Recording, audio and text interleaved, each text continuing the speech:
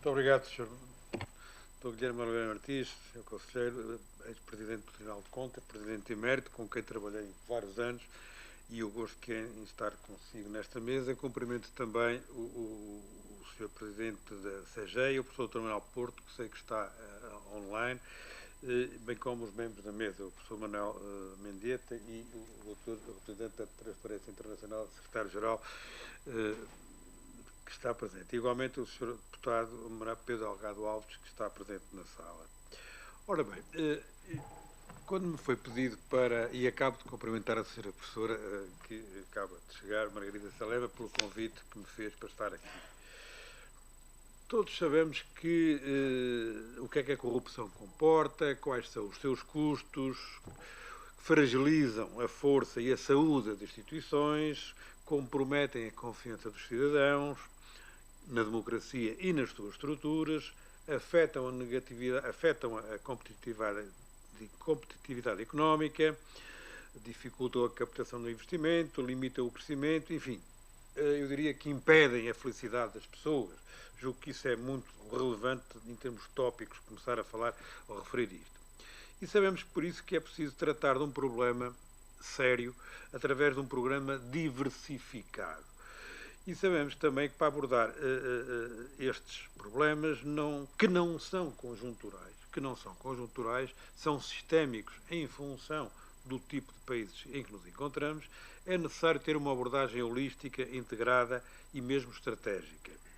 E, portanto, com base neste primeiro quadro tópico, eu vou tentar, em 15 minutos, mais coisa, menos coisa, partilhar algumas notas sobre a relevância da oportunidade e o mesmo o desafio que o tema desta conferência envolve, nomeadamente construir um ambiente anticorrupção, educação e parcerias para criar o impacto positivo.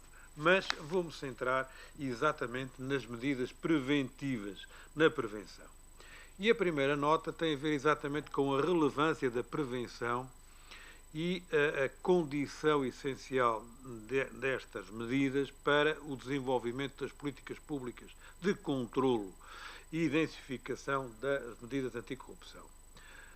Muito rapidamente, desde a aprovação da Convenção de Mérida, da Convenção das Nações Unidas, no início deste século, que o discurso do enfrentamento das políticas anticorrupção foram muito orientados, e bem, para a concretização das medidas de investigação criminal e de sanção ou repressão criminal. Foram criadas novas leis a nível global, a nível nacional, foram criados novos métodos de investigação, novos meios de obtenção de prova, novas soluções como a recuperação de ativos, que não existiam, entre outros mecanismos que foram criados. No entanto, a prevenção nestes últimos, eu diria, 15 anos, ou pelo menos nos primeiros 15 anos deste século, teve um papel reduzido, ou seja, investiu-se muito na área da investigação e na repressão e a prevenção ficou um pouco à látera. Coisa que nos últimos 7, 8 anos a comunidade internacional começou a virar e a pensar e se calhar a atuar no sentido de reorganizar as políticas preventivas no que respeita à corrupção, cumprindo naturalmente o que diria e o que diz o artigo 5º e 6º da Convenção de Mérida. Enfim, não vou agora avançar sobre essa história, isso dar-nos-ia para outra conferência, mas no caso português isso também aconteceu e a criação, por um lado, em 2020, e depois a reorganização do MENAC, já em 2025, veio, neste sentido, criar uma amplitude e uma nova dimensão à parte preventiva da corrupção. E, portanto, é esta primeira nota que gostaria de salientar sobre a necessidade e sobre aquilo que aconteceu rapidamente em Portugal nesta parte. Uma segunda nota tem a ver com a própria alteração normativa do quadro jurídico da União Europeia sobre esta matéria, aliás, na sequência do que a Convenção das Nações Unidas já tratava. E refiro-me claramente à recentíssima diretiva do Parlamento Europeu e do Conselho relativa à luta contra a corrupção, aprovada pelo Conselho na semana passada. Portanto, estamos a falar de um documento internacional importantíssimo da União Europeia, vinculativo para os Estados e que vai ter um caminho que se vai fazer a partir de agora, a partir do momento em que é a entrada em vigor da diretiva, e vai obrigar os Estados a cumprir uma série de matérias sobre isto, coisa que até agora ainda não tinha acontecido. No fundo, pela primeira vez há uma diretiva, há uma norma jurídica que obriga e que impõe obrigações jurídicas aos Estados no âmbito da corrupção, quer da investigação e da repressão, quer da prevenção.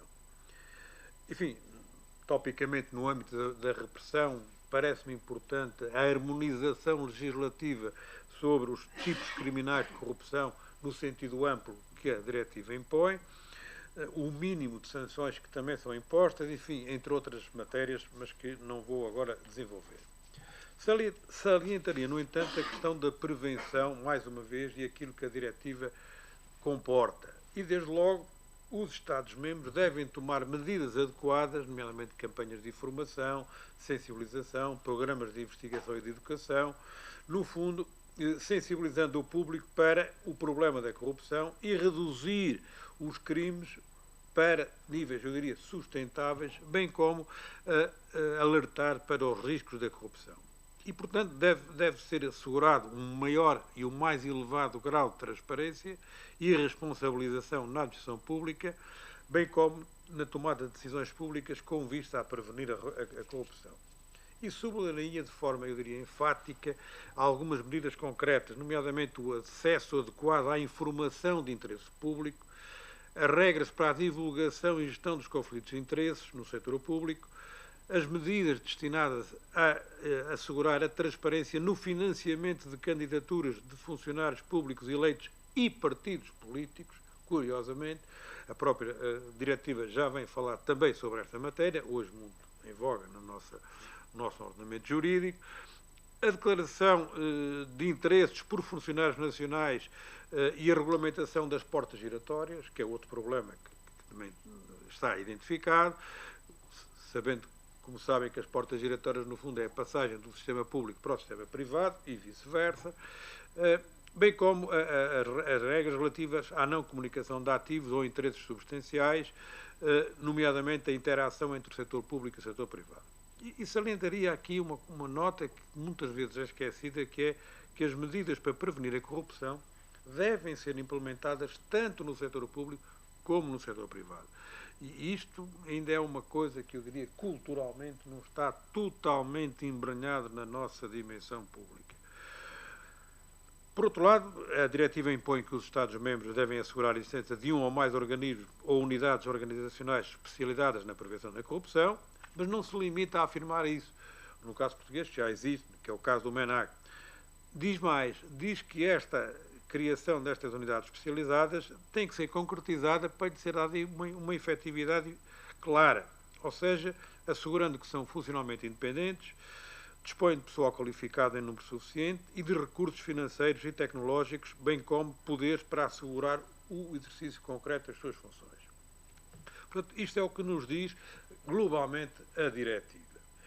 Mas o terceiro ponto que eu queria focar e que tem a ver exatamente quer com a diretiva, quer com aquilo que me foi também pedido, tem a ver com a questão da estratégia anticorrupção.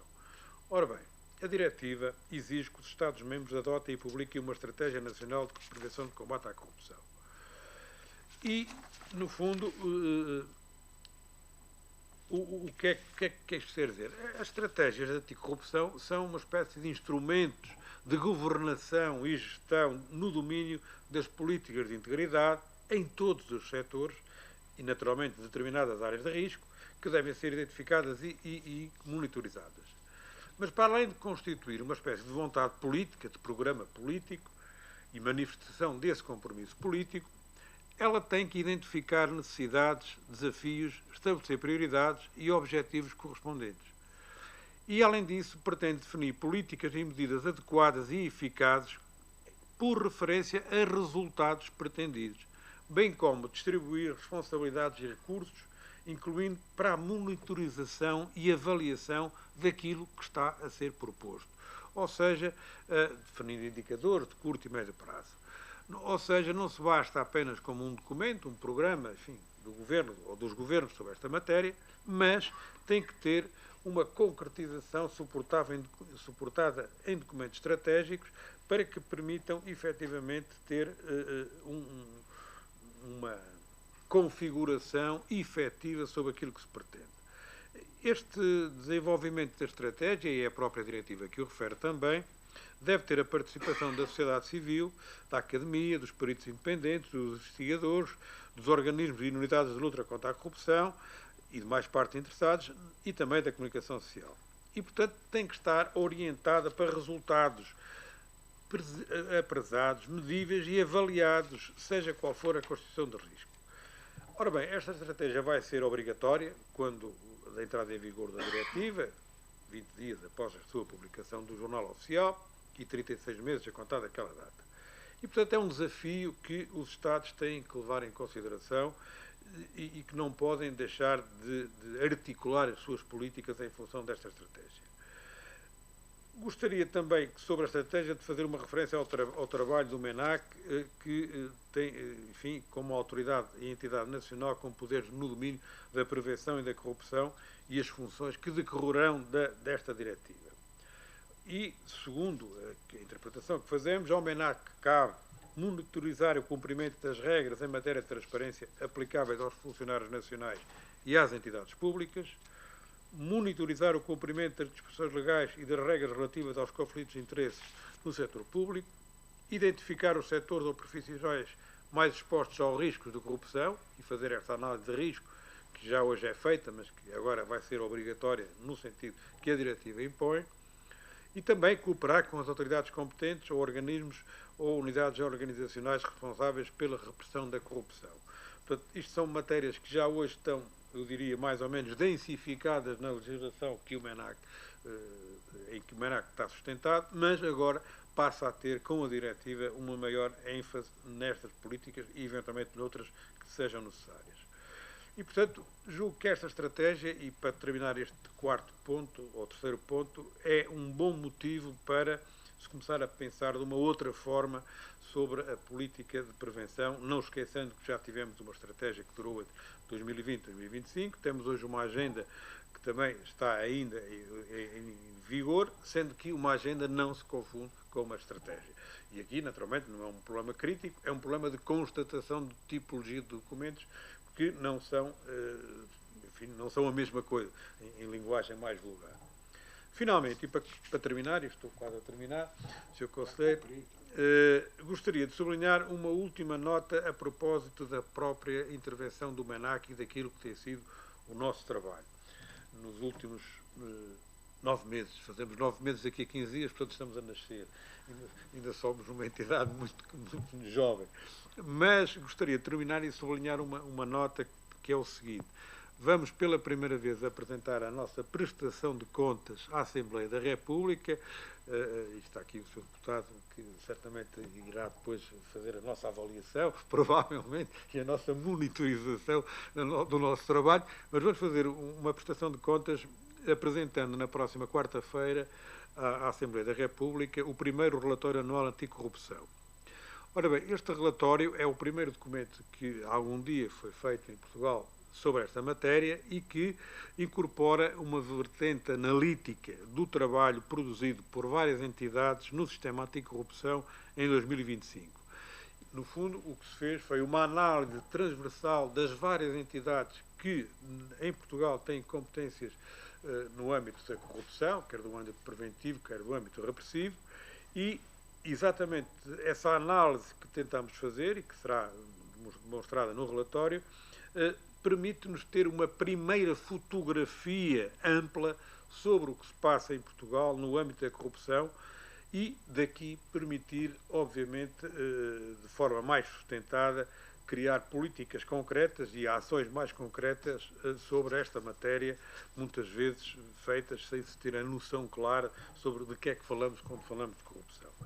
Nós identificamos tendências, formulamos propostas para desafios, suscitam-se oportunidades de intervenção para todos os atores no sistema, nomeadamente os órgãos de polícia criminal, as magistraturas, os órgãos de controle, os decisores políticos, as entidades reguladoras, tudo isso é tratado de um ponto de vista, enfim, holístico, em função do objeto do relatório.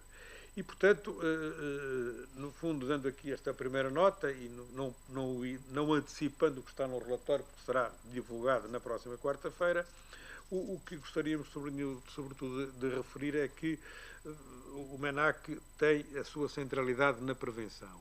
Temos, por regra, um lema que é na corrupção mais vale prevenir que tratar.